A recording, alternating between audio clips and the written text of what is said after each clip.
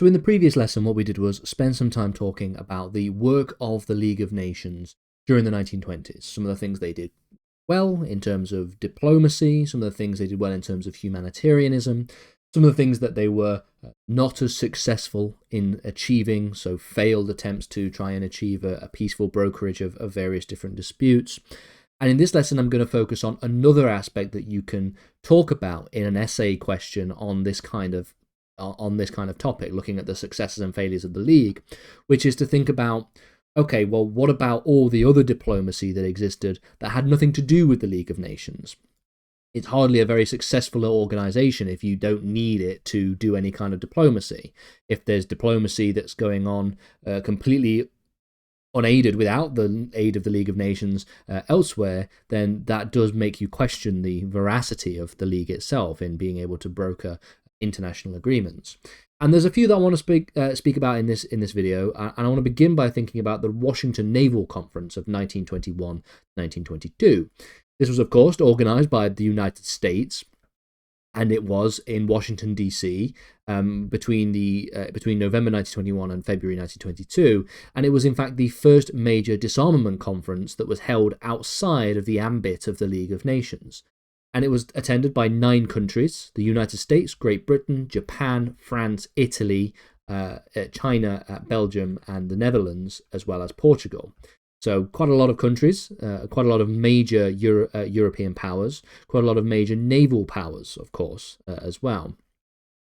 It explicitly excluded both the Soviet Union and the country of Germany, but it produced several binding agreements, quite successfully producing several binding agreements. The first is known as the Four-Power Treaty. This was a treaty on mutual consultation in Pacific controversies. Not specific, I'm talking about Pacific, as in the ocean. If there are any controversies involving the Pacific Ocean, there might be the need for the mutual consultation between members of this agreement.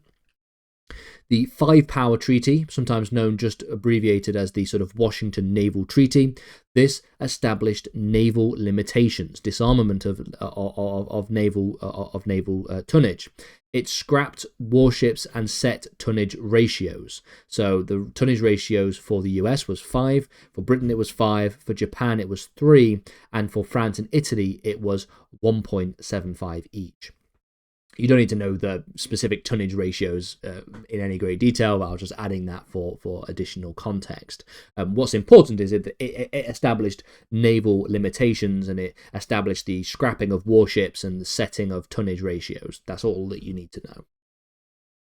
And then the final one is the Nine-Power Treaty, which upheld China's sovereignty and the open door policy. Again, very, very important, very, very beneficial for China, as you can probably imagine. And it really led to a decade of relative naval peace and reduced great power tensions, specifically in East Asia. All these countries had certain naval capabilities. They also had certain interest in East Asia, and it established a sense of a reduction of great power tensions and a decade of relative peace during this time period. So quite successful. Between 1920 and 1930, there was basically very little in terms of sort of global naval warfare that existed. And one of the reasons for this was because of things like the Naval Conference. In this slide, I want to speak very briefly about the Genoa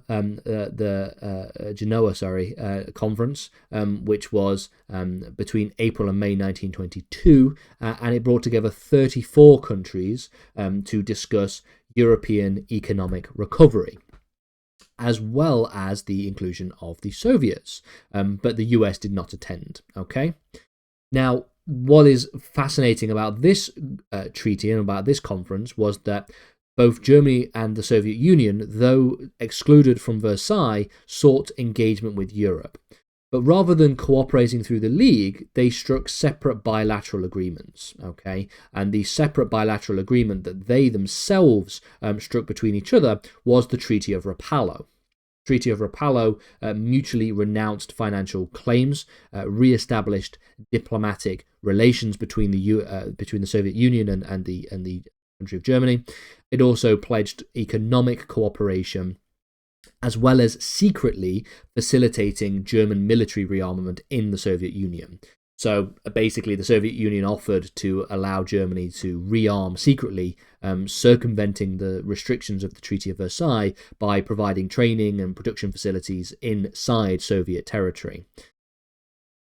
Again, this was important in the sense that it demonstrated how countries were able to sidestep the structures of the League of Nations when there was pragmatic bilateral negotiations available for those countries. In 1920 as well, you have the Spa Conference, held in Spa in Belgium in July 1920, and it was among one of the earliest post-war diplomatic meetings involving Germany directly, in fact. These discussions centered around German disarmament, coal deliveries, and also the war reparations. German armed forces were to be limited to 100,000 by January 1921. This was part of the Treaty of Versailles, but also established more substantially in the Spa Conference. We also see that conscription is abolished as a result of this conference, as well as the disarmament of policing and militias under Allied pressure. Again, this was another example of the Allies negotiating outside the League's emerging mechanisms. Okay, so the League of Nations existed at this point. It existed as early as January 1920, but despite that, the Allied powers were going to negotiate and hold a conference outside of the basic remit of the League of Nations. And what's really, really interesting is that this was a conference that was to determine some of the technical military aspects of the Treaty of Versailles. So the idea of Germany's limited army of 100,000, the limitation of conscription, all of this was sort of finalized more formally in the Spa Conference of 1920. Some more successful examples of diplomatic engagements outside the League of Nations include the Locarno Treaties of 1925. These were negotiated in Locarno in Switzerland and then signed in London in December 1925, again outside of the organisation of the League. We see that what is agreed by the Locarno Treaties are firstly the reaffirmation of Western borders. So Germany, France, Belgium, Britain and Italy all reaffirmed the borders that were established as part of the Treaty of Versailles, and there was just a sort of a re-agreement that this is what we are saying about where the borders are. It also was an agreement that showed that the Rhineland were to remain demilitarized. It was a discussion on whether or not to remilitarize the Rhineland, and it was decided at the Locarno Treaties that they would stay demilitarized during this time period.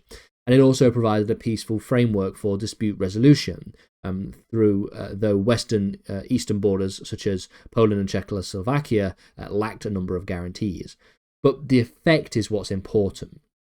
It fostered what is sometimes described as the spirit of Locarno, the idea that there is really in the 1920s an improvement among Western Europeans' political atmosphere. And this is an improvement including Germany. Germany is included in this debate, in this negotiation.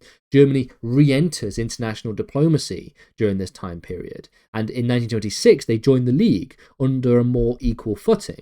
But at least in 1925, with the Locarno Treaty, it has nothing to do with the League of Nations. The League of Nations is not involved in the establishment of this agreement. We also see in 1928 the Kellogg-Briand Pact, which was originated as a Franco-American bilateral proposal negotiated in Paris, but grew virtually into a global participation. A total of 60 states had signed the Kellogg-Briand Pact by 1929. And it essentially renounced the principle of war as an instrument of national policy, although it lacked any kind of enforcement mechanisms. It was seen as a sort of bold moral and pacifist statement, but in fact it was largely quite symbolic, and it obviously did not prevent any kind of future conflicts. You could also see that there were a number of bilateral treaties, so treaties between two countries, France and Poland, France and Belgium, France and Czechoslovakia, and France and Romania, as well as France and Yugoslavia, all established a number of alliances and what are known as treaties of friendship during the 1920s. There was an Anglo-Russian trade treaty in 1921, in which Britain recognized the USSR and established economic ties with the USSR.